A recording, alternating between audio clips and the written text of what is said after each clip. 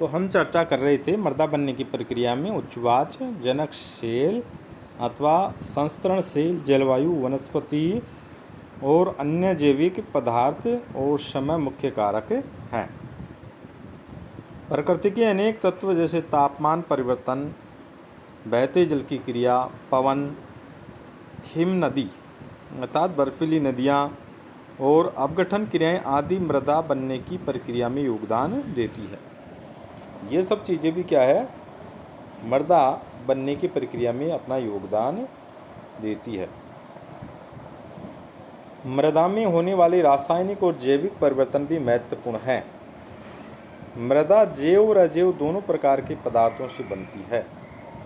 हमने अभी चर्चा की कि मृदा है जिसमें जैव और अजैव दोनों पदार्थ इसकी बनने की प्रक्रिया में काम करते हैं। मृदा बनने की प्रक्रिया को निर्धारित करने वाले तत्वों, उनके रंग, गहराई, गठन, आयु व रासायनिक और भौतिक गुणों के आधार पर भारत की मृदाओं के जो प्रकार है उनको यहाँ पर बताया गया है। मृदाओं का वर्गीकरण। भारत में अनेक प्रकार के उच्चवाच्य व भू आकृतियाँ, जलवायु और वनस्पतियाँ पाई जाती हैं। भारत में उच्चवाच के आधार पर भू आकृतियाँ, जलवायु और वनस्पति पाई जाती हैं। इस कारण अनेक प्रकार की मृदाएं विकसित हुई हैं, अर्थात मिट्टियाँ विकसित हुई हैं। सबसे पहले है जलोढ़ मृदा। सबसे अच्छी और उपजाऊ जो मिट्टी होती है वो कहलाती है जलोढ़ मृदा। इसकी क्या क्या विशेषताएं उसको देख लें पहले।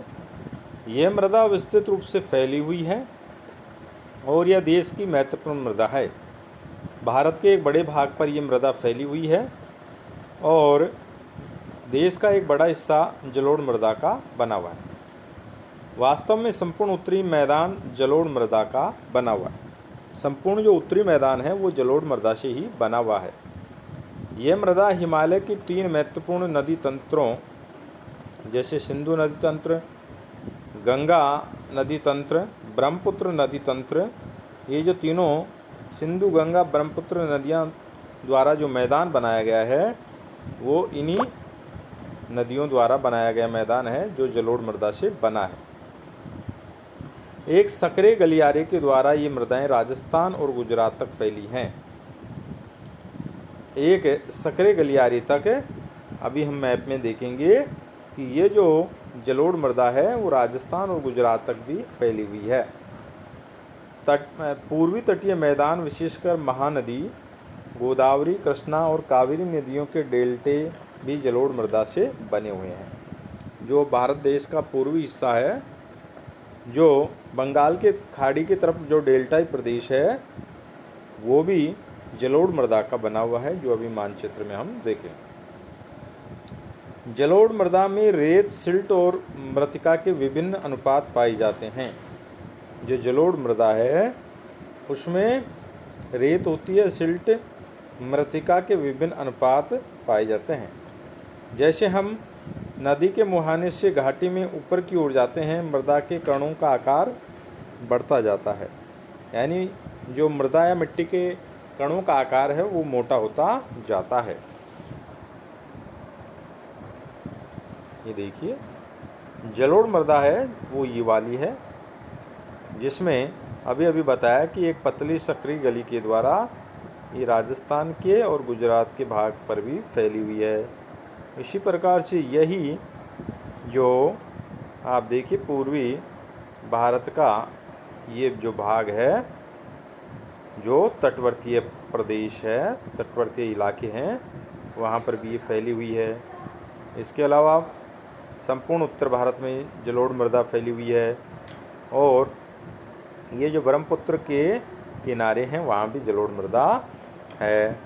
तो आपने इस प्रकार से देखा कि किस प्रकार से है जो जलोढ़ मृदा भारत के काफ़ी बड़े हिस्से पर फैली हुई है और इसकी एक विशेषता ये भी है कि ये उपजाऊ मिट्टी है और ये काफ़ी बड़े भाग सिंधु, गंगा और ब्रह्मपुत्र नदियों का जो डेल्टा है और जो इसका मैदानी इलाका है वो जलोढ़ मृदा से निर्मित है। ये हमने देखा। अन्य मिट्टियों को भी इसमें बताया गया है कि कौन कौन से प्रदेशों में कौन कौन सी मिट्टी फैली हुई है। अब आप देखें यहाँ पर एक बार पुनः इस मानचित्र पर दृष्टिपात करेंगे। जो ये ग्रीन इलाके दर्शाए हैं वो पर्वत और वन, जलोढ़, ये जलोढ़ वाला दूसरा भाग, ये आपके पहला भाग, लाल और पीली मिट्टी। लाल और पीली मिट्टी के लिए ये धारियों वाला भाग यहाँ पर दर्शाया गया है, ये नंबर 3। काली मिट्टी के लिए ये देखो, भारत की पठारी भाग में काली मिट्टी, मध्य भारत में लेटेराइट मिट्टी, जो कि ये देखिए लेटेराइट ये वाली, और शुष्क ये वाली। ऐसे करके अलग अलग प्रदेशों में, अलग अलग क्षेत्रों में ये अलग अलग मिट्टियाँ हमारी पाई जाती है। इस प्रकार से अलग अलग क्षेत्रों में अलग अलग मिट्टी मिलती है। नदी घाटी के ऊपरी भाग में जैसे ढाल भंग के समीप मोटे कण वाली मृदाएं पाई जाती है, मिट्टी पाई जाती है।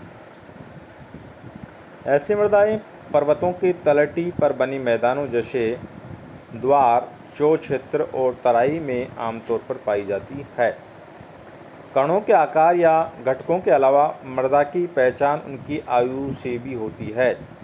कणों के आधार पर, विभिन्न घटकों के आधार पर, इसके अलावा आयु के आधार पर भी मिट्टी का है जो अलग अलग प्रकार होता है। आयु के आधार पर जलोढ़ मृदा 2 प्रकार की बताई गई है, और आयु के आधार पर जलोढ़ मृदा 2 प्रकार की होती है। पुराना जलोढ़ जिसको बांगर कहते हैं, और नया जलोढ़ जिसको खादर कहते हैं। पुरानी जो जलोढ़ मृदा है वो बांगर कहलाती है, और जो नई जलोढ़ मृदा है, जो नई बनी है, वो खादर कहलाती है। बांगर मृदा में कंकड़ ग्रंथियों की मात्रा ज़्यादा होती है। खादर मृदा में बांगर मृदा की तुलना में ज़्यादा महीन कण पाए जाते हैं। जो खादर, जो नई मृदा है, जलोढ़ मृदा, उसके महीन कण होते हैं। जलोढ़ मृदाएं बहुत उपजाऊ होती है। जलोढ़ ये जो मृदा है, इसकी सबसे महत्वपूर्ण विशेषता है ये सबसे उपजाऊ मिट्टी होती है। अधिकतर जलोढ़ मृदाएं पोटास, फास्फोरस और चूना युक्त होती हैं। इसमें कौन कौन से रासायनिक अपघटक होते हैं?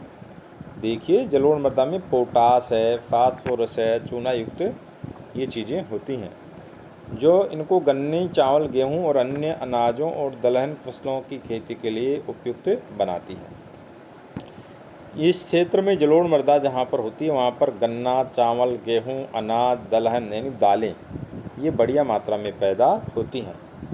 अधिक उपजाऊपन के कारण जलोढ़ मृदा वाले क्षेत्रों में गहन कृषि की जाती है। ये उपजाऊ मिट्टी होती है, इसलिए यहाँ पर गहन कृषि होती है, और यहाँ जनसंख्या घनत्व भी ज़्यादा होता है। सूखे क्षेत्रों की मृदाएं अधिक क्षारीय होती हैं, और इन मृदाओं का सही उपचार और सिंचाई करके इनकी पैदावार बढ़ाई जा सकती है। तो ये तो थी आपकी जलोढ़ मृदा, जो एक उपजाऊ मिट्टी होती है, और उपजाऊ मिट्टी होने के साथ साथ ये भारत के काफ़ी विस्तृत भाग पर ये मिट्टी फैली हुई है। इस प्रकार से आज के आपके क्लास पूरी होती है। नेक्स्ट क्लास में हम शेष जो काली मृदा है, लाल और पीली मृदा है, लेटेराइट मृदा है, इनकी चर्चा विस्तार से करेंगे। जय हिंद।